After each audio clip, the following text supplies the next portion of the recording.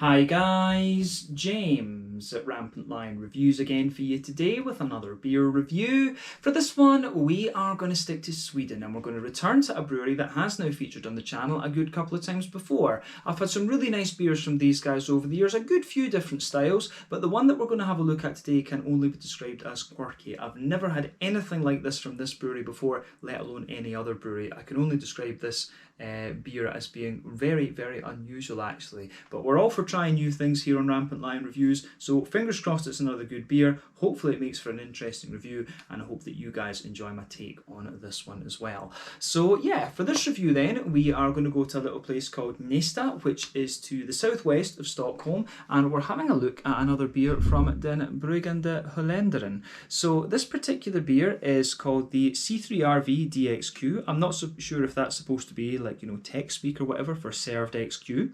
So yeah, that would be quite interesting. So do let me know in the comment section below what the deal with the name of this beer is. But yeah, they're describing this one as a smoked sour raspberry stout. So that should make for a really interesting tasting section actually. But yeah, I've had, you know, sour raspberry stouts before, but never a smoked sour raspberry stout actually. So yeah, very curious to see what it has in store for us. 7.4% ABV. This beer was released as part of the Lokal och Småskalig assortment through Systembolaget here in Sweden for July of 2021.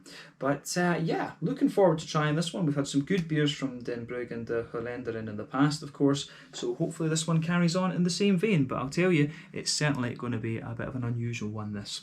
But let's go for it. So, as always with my reviews then, I'll tell you a little bit about the brewery before we taste the beer. If you want to get straight to the tasting, just fast forward.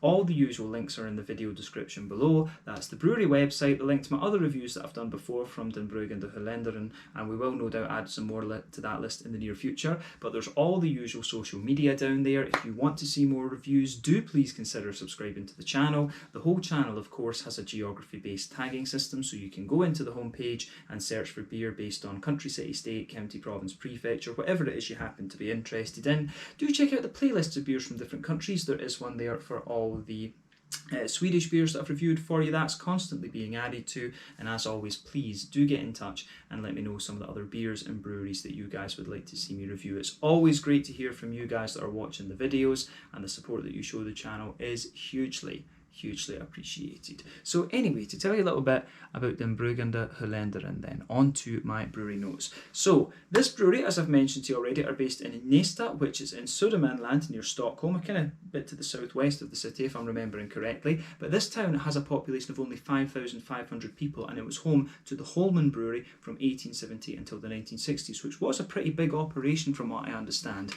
But Den Bryggande Holländaren was founded in 2013 by husband and wife team Wilbert and Teresa McGovern, who are from the Netherlands and America respectively. But they moved to Sweden a few years ago from Rotterdam, and Wilbert says he wanted to combine Dutch and Swedish brewing techniques and beer traditions, and this is why he called the brewery the Brewing Dutchman, or Den Bryggande Holländaren as it would be in Swedish. But Wilbert had been a home brewer for a long time, and he wanted to turn professional and follow his passion essentially. But initially he was brewing individual batches of around 500 litres, but he later decided that he was going to produce a small small batch of core beers, if you like, to get into Systembolaget, and he has 3 beers in there as well. But over the last few years, the brewery have been gradually expanding their capacity. They now produce some sour beers as well, of course this one would tell you that, and they do quite a bit of barrel aging too, and they're offering brewing courses also. If you look at the website, they actually are very close to this really old building that you can stay in, which is cool. So you can go and stay in this really nice old Swedish building and do your brewing course with the brewery, which is interesting. But as of July 2021, when I'm filming this review for you, these guys have produced around 30 different kinds of beer, and as I say, you always get different styles from them. The last one we reviewed was a Belgian blonde, actually, which I thought was really quite nice. And we've had black IPAs from them. I'm trying to remember what else we've had over the years as well, but I think this is my 5th or 6th review involving this brewery, if memory serves me correctly. But yeah, certainly a very interesting company, these guys, and I hope that we can try some of their barrel aged beers. I know they're doing a Flanders Red because Wilbert messaged me about that before, so I do hope we can get a go at that Flanders Red whenever it's ready. I'll need to keep an eye out and see Systembolaget for that. It'd be really cool to review that, one of my favourite Belgian styles of beer, of course. But yeah, that's all I can really tell you about Bryggande Holländaren for the moment. But if you want to learn a little bit more about these guys, you can of course check out the brewery website. You can follow them on Facebook and Instagram to keep up to date with all the latest goings on, and you can check out the Rate Beer, Untappd and Beer Advocate pages to learn a little bit more about all the different beers that these guys have done. So yeah, let's crack on then and have a look at this beer itself. So just to let you have a little look at the artwork on this one before we open up. As you can see, it's quite typical of what you'll get from Den Bryggande Holländaren in terms of the style, if you like. But you can see the artwork on it, of course, is a little bit different. I'm not sure what that is actually meant to be. It looks a little bit like a kind of target, of course. But there you can see on the back, there is the Den Bryggande Holländaren's standard symbol there, and that of course is Wilbert's here and his glasses, of course. But you can also see that on the bottle cap too. This one is a 330ml bottle. I'm not sure exactly what I would have paid for this one, maybe about 35 or 40 Swedish kroner. 40 seems a little bit more logical because it is a stout and it's a wee bit higher in alcohol, and it's going to have a sour element to it as well, of course, because of the fruit. So probably 40 kroner, so that's about €4, somewhere in the region of like £3.50 sterling, and I guess somewhere around $4.50, $4.75 American for those of you watching in different parts of the world. But yeah, this I think could make for a really interesting one. A 7.4% smoked sour raspberry stout, RVDXQ. I think that's what it's meant to be. Or RVDXQ, I don't know. But yeah, let's get this guy out then and we'll get on with the tasting. Very, very curious to see what this one has in store for us. I'm trying this one basically as basically on its own, because you know, if you have a smoked beer, it saturates your palate. So I'm going to try this one and then cook something to eat, and then I'll review another beer or two later in the evening, because I'm trying to whittle down my supply at the moment and rattle through some different things. But yeah, certainly been looking forward to this one since I got it. But obviously we have to review the IPAs first because they don't last quite as long. But yeah, as we say, this one should be really interesting. So as you can see, when it's poured a lovely dark ebony rosewood colour, as you would expect from pretty much any stout. But before the head disappears, it's poured with about a half finger of a frothy, I would say medium beige tan head on that. It's quite foamy, of course, as well, but I think it is going to fade away and be a really kind of nice thin foamy layer, but I'll no doubt leave a big foamy ring around the edge of the glass. But yeah, there's one or two big bubbles sticking towards the side of the glass, a few little ones going up towards the bottom of the head there, and it is just leaving a very nice kind of thin foamy layer actually. So I really like how this one goes about its business in that sense. So when we shine the light through this beer, of course, it does have a little bit of that kind of Coca-Cola, Pepsi coloured edge to it. Absolutely. But this one is a really dark ebony rosewood colour, this. And I mean, the colour of your beer, as I've told you in previous reviews, it's determined by 1, the type of malts that you use. That determines the magnitude of the colour normally. 2, the length of your wort boil. The longer you boil the wort, the more the sugars caramelise, and thus you get a darker colour of beer within that magnitude of colour, of course. And then any barrel aging that you do and any adjuncts that you add will of course play a role in there as well. But barrel aging and adjuncts tend more to affect the colour of fruit IPAs would be one example, and then these kind of big fruity juicy goses and Berliner Weisses that we're getting these days are also affected by that. So you know, the raspberries in this one are not really going to affect the colour all that much. I don't even see a really kind of red purpley kind of tint to this one. The only imperial stout I can think of I've had where the colour has been affected by an adjunct was one from Pojala, which had beets in it, which was insane, and it actually worked. It did work. It did work as well. But those guys are just ridiculously talented when it comes to those big imperial stouts. But yeah, this is a beautiful looking beer. This one, exactly as you'd expect from a stout. Of course, it's 7.4%. It's kind of somewhere in the middle of a regular and imperial stout. Some people might call it an export strength stout, something like that. But yeah, certainly looks the part of a stout beer. So let's take a look at the aroma then and see how we got on. And I think this is probably the point where this review is going to get a little bit unusual. So we'll see how we go. Yeah, it works. I'm going to say that straight away. It works. But it's just really weird, really unusual. Yeah, so underneath you can smell that roasty, woody thing with this beer. And it's interesting because it's quite a woody and dry character at this one. I'm not 100% sure that it's Bamberg Rauch malts that are in this one, because it smells a wee bit kind of drier than that.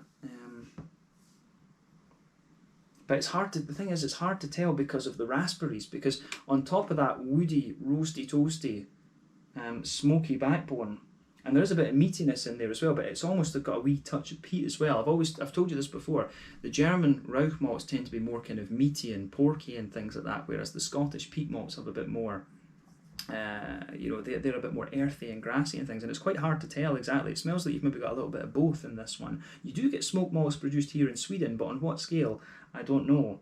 And I have had one or two Swedish smoke beers over the years, which have always been, you know, quite nice actually. But yeah, this beer, it's very woody in its backbone, like I say. You get the smoked character in of it, and it smells, as I say, like a bit of a combination between a kind of grassy, earthy, peaty smoke, and there does smell like there's a wee bit of a kind of rauchy type malt to this one as well. It's actually towards the back of the nose it smells more kind of peaty, whereas towards the front of the nose it smells a little bit kind of more sweeter and meaty, to be honest. I think there is an element of brown sugar in here, like a bit of a kind of sweet caramel or something like that. You can smell a bit of a toasty brown sugar as well, right enough.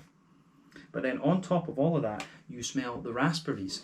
And the raspberries are really interesting because it's almost like a kind of chocolatey raspberry. It's like a dessert sort of thing you get out of this. So you smell that juicy, adjuncty raspberry in there, and it gives you a wee bit of tartness. But I think that the sheer power of the malt is kind of, you know, taking everything sort of down in this one, I would say. So it's sort of, you know, fighting it. The raspberries are kind of almost masked a little bit, if you like, by the power of the darker malts in this beer. So this is really interesting. I'm trying to figure out if there is a wee bit of a cocoa chocolatey note in this one. If there is, it's a sort of high, you know, 80-90% cocoa chocolate that's coming out of this one. So I think the backbone of the beer is sort of woody, and probably within that, when we taste it, I suspect that we'll get a sort of well-fired bread crusty, brown bready kind of layer. You can smell the kind of smoky notes in there. Like I said, a bit of peat, a little bit of a bit more of a peaty smoke, a bit more of a rauchy smoke in there as well. And on top of that, there's a sort of, as we say, there is a little bit of a kind of brown sugary element as well. I certainly do get a wee bit of a kind of sweet caramel coming out of this one, but a bit of a toasty brown sugar. And then on top of that, that's when you're getting the kind of raspberry tartness, and it's quite juicy at the same time. It's just got a little bit of tartness to it. There's a good balance with those adjunct raspberries in this one. But other than that, I think, you know, to be honest with you, I think that covers the sort of malty, adjuncty aroma in this one. I really like how that goes together in this beer, I have to say. There's certainly a bit of a hoppy element to this one too, that's for sure. So you get a nice wee bit of earthiness out of this, definitely. Be curious to know what hop they've chosen for this one. There is a lovely hop from France, incidentally, called Barbe Rouge, which gives you a raspberry note. So I don't know if he would know if that would be one that could be in here. But that is a beautiful hop, incidentally, and one that I do want to get a bit more experience of. I discovered that, I can't remember whose beer it was I discovered that in recently. But yeah, I think I made a mistake in my video when I had that one actually and said it was American, but because it was an American distributor, but no, French hop from Alsace-Lorraine, if I remember rightly. But yeah, you do get a wee bit of earthiness from the hops in this one. There's quite a nice bright green hoppy character to the beer as well. You get a little bit of floral aromaticity, certainly a wee bit of grassiness, and I do get a wee touch of zestiness off the grassy side of things as well, and that kind of blends in with the sort of tart strawberries, not strawberries, raspberries in this beer for sure.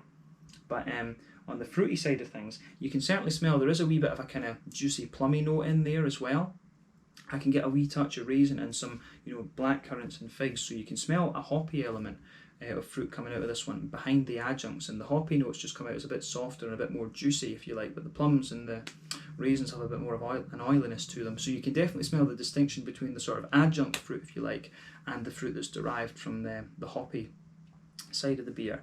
But this one is a really interesting aroma. It's got a lovely bit of complexity to it. I mean, this beer, to an extent, the closest beer, I'm trying to remember the name of it now, but the closest beer that I can remember to this is one from Harveston Brewery, and it was a version of the Old Engine oil, and that they put raspberries in, and I think it was called Raspy Engine, that's it, Raspy Engine. And of course, Old Engine oil is a cult classic in Scottish craft beer, and it's exported to many countries across Europe. Sweden, I don't think so much, because you don't find that much Scottish beer over here, in fact. But yeah, This one really reminds me of that, except it's got a wee bit of a kind of smokier edge to it. So, you know, I can see this one working. It was this, but when I refer to Raspy Engine is like a porter. It's like an English porter, if you like, whereas this one, we're talking about a smoked stout. So that's what really sets this one apart from Raspy Engine, from Harveston, actually. But yeah, this I think could be a really interesting one. The aroma certainly comes across as very nice, and it kind of piques my curiosity, if you like. So I think it is about time that we had a little look at this beer to see what it's all about. So yeah, this one is the C3RVDXQ, served XQ maybe, don't know what the name is supposed to be on this one. A 7.4% smoked sour raspberry stout from Den Bryggande Holländaren in Gnesta to the southwest of Stockholm. Let's get stuck into this one then. Slange, skål, cheers. And prost as well for Wilbur, yeah.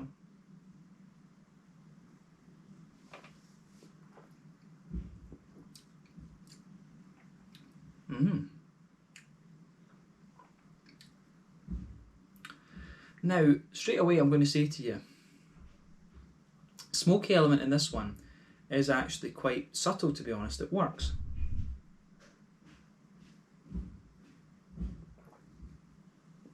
So, yeah, the smoky element in this beer is very, very subtle. This one actually really does, you know, that's the beer I would compare it to.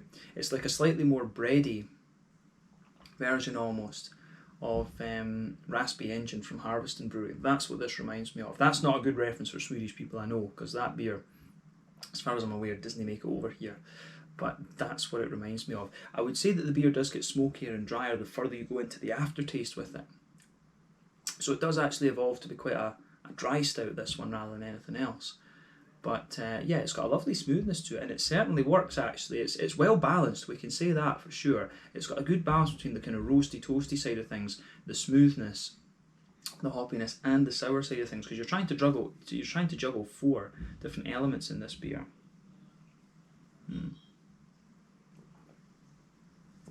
So yeah, I like how I do like how it goes together, and in this one, that's for sure. So thumbs up to Den Bryggande Holländaren for thinking of something a bit different, because this is quite an unusual undertaking, if you like, and it's quite I'd be curious to know how it got on through Systembolaget as well, because I don't know, probably most of it would be sold in the local area, I would think. But yeah, this one, it says it's the best before the 1st of the 3rd 2022. I don't know how, in terms of oxidation, this actually could be an interesting one to, you know, age a little bit and see how it goes. But yeah.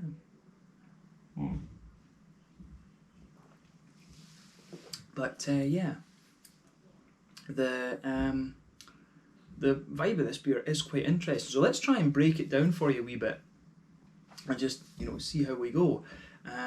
So backbone of this beer, it's got a lovely kind of dry, woody character to it. You can feel like it's almost like a charred, woody character. That's the backbone in the middle third of your palate and the back third of your palate. On top of that, you can feel it sort of softens up a wee bit, and you get a little bit more of a kind of bread crusty element to it.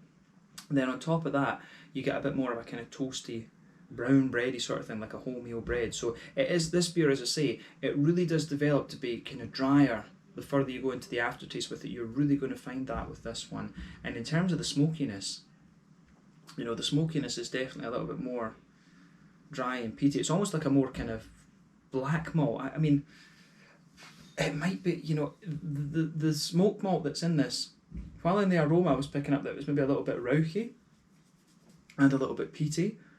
The actual smoky flavour you get out of this doesn't. It comes across as more charred, and I would suspect that in this case it's probably some Swedish rook malt that's in this, rather than either a Scottish peat or a German Rauch malt. So yeah, it's interesting for sure how this one goes about its business. But what you'll notice is, on top of that kind of brown bready layer, you'll find that towards the back of that middle third of your palate and into the back third of your palate, where you get the more yeasty elements, that's where the smoky character builds up. So we'll come to that in a wee minute.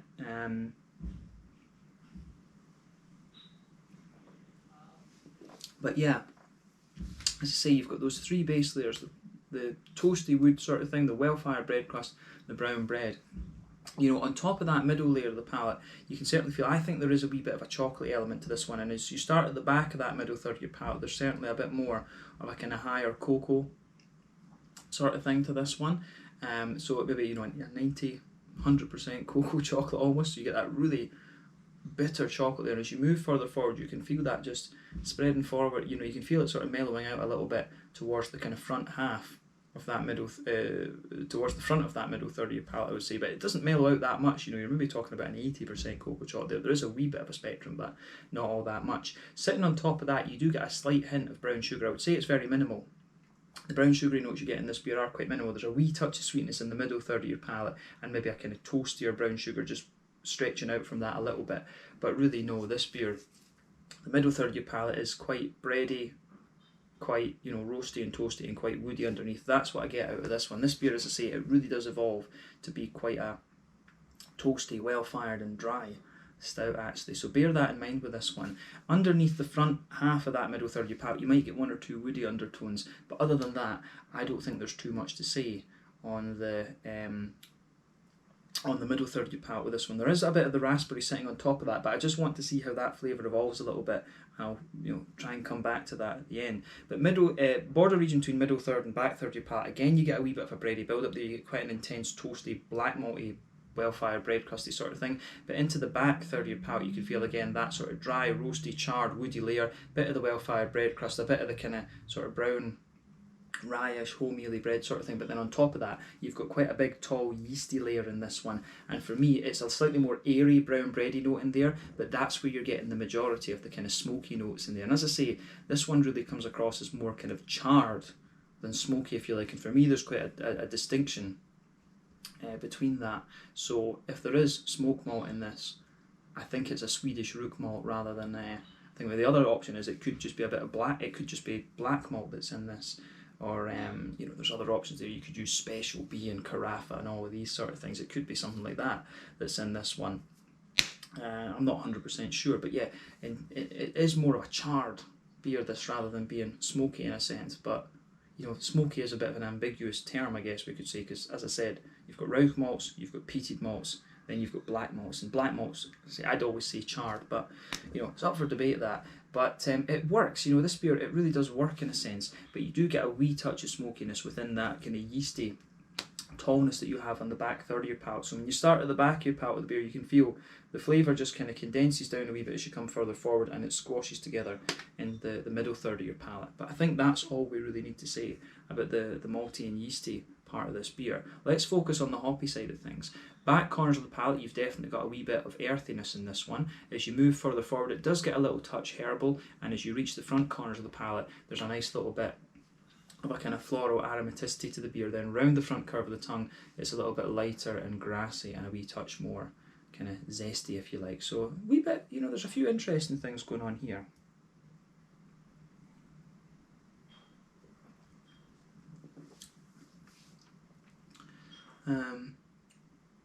So yeah, the hoppy side of this beer, there is an element of hoppiness to it, but obviously that's not the most prominent part of this beer.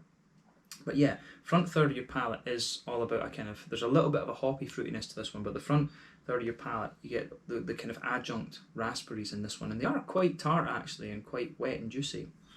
So that's interesting. But yeah, let's focus on that front third of your palate then. Border region between the middle and the front third of your palate. Again, you get a wee bit of a bready build-up, a really intense, well-fired bread crusty note there. Then the base of that is a toasty, you know, woody, it's sort of woody, black malty backbone there. And on top of that, you do get a wee element of that kind of juicy, fruity bubble there from the hops in this one. So there's a wee bit of a, you do get a wee hint of like a slightly plummy note at the back of the palate. Then as you move into the back of that front third of the palate, and as you move into the front half, you'll get a little bit of a kind of lighter, you'll get a bit of a kind of lighter blackcurranty element out of this, which is quite nice. But on top of that, of course, you've got the adjunct raspberries, and they're quite powerful, of course. Whenever you add fruit into beer as an adjunct, it always suppresses a little bit of the hoppy component, particularly around the front edge of the tongue, and you can feel that, you know, slightly, I don't want to say oily, but that wet, semi-oily raspberry kind of thing, and the tartness that comes off that on the front of the palate. And you can feel some of the juicier elements spreading around the side of your tongue there, but you do get a wee bit of raspberry right in the dead centre of your palate as well, which is quite interesting. But it does come across as a bit lighter and a wee bit more kind of candied almost in that middle part of your palate. So yeah, this is quite interesting for sure.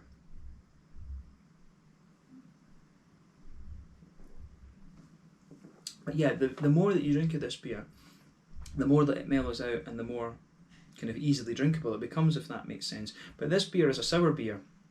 If we consider it as that, it doesn't really have such a kind of mad impact, if you like, such a high impact in that sense. But yeah, I do like how it goes together, this one. So it gets a thumbs up from me. As I say, it reminds me of the Raspy Engine from Harveston Brewery back home in Scotland. And I do actually have another beer that was given to me by Davor, my Slovenian beer mule, and it's a collaboration between Bevog, Birrificio Italiano, and who's the other brewery?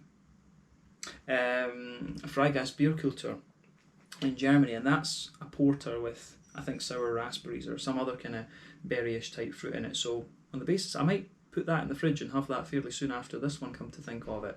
But yeah, this one is really interesting for sure. So thumbs up to them for doing something a wee bit different and a wee bit more out there. And it's worked. I will say this has worked. But this beer is definitely a kind of acquired taste, and it's definitely one of the drier examples that I can think of, you know, a sour fruited thing. But it's definitely not as malty, not as smoky as I was thinking it was going to be from the name. It is more of a kind of cherry sort of thing, this. If you like a porter, like a robust porter with a bit of fruit added into it, a bit of berries, you will enjoy what this beer offers you up. But yeah, let's round off the review then with the mouthfeel. So in terms of body of this beer, I would say that this one, it's actually a fairly light-bodied beer. This one, I think, top end of light-bodied for me, to be honest with you. It does have a lot of porter-like qualities to it, in fairness. Carbonation is very smooth. It's got a bit of that kind of Nordic cleanliness that I always talk about. But the malty side of things, it's really toasty and well-fired. This beer does have quite a high bitterness to it. This is, you know, an 80, 90, probably even 100 IBU beer, this one, actually. It really does have that kind of cherry, well-fired sort of thing. The hops are contributing to that as well. And you also have a little bit of a, you know, you have a really, you know, you do have a bit of hoppy bitterness this one, and a toasty, well-fired kind of thing too. But yeah, it really has a bitter, it really goes into to be more bitter and dry in the aftertaste, this one. There's a wee touch, there's touches of sweetness in the malt base for this one, but nah, charred all the way. But then with the fruity side of things, it's got a wee bit of juiciness to it and a wee bit of oiliness, but there is mainly a kind of tartness to this one. So it's a really interesting beer, this one. This is definitely worth trying for something a bit different and a bit quirky. And as I say, I take my hat off to Bryggande Holländaren for doing something a wee bit different here, and it's worked. So yeah, I think we can leave it at that for this review. So this one is the C3RVDXQ, the RVDXQ. I still don't know if that's the right thing to call this, but yeah, 7.4% smoked sour raspberry stout from Den Bryggande Holländaren in Gnesta in Södermanland near Stockholm. So yeah, interesting beer, this one. Check it out for yourself and see how you get on. But thank you again for watching my reviews. Until the next time, please like, subscribe, share, all the usual YouTube stuff. Let me know your own thoughts on this beer in the comments section below. Let me know what your favourite beers are from Den Bryggande Holländaren as well, and we will no doubt return to these guys at some point soon. Thanks for watching. Check out my social media, check out theirs, and I'll see you in the next one. Slange, skål, cheers, and prost.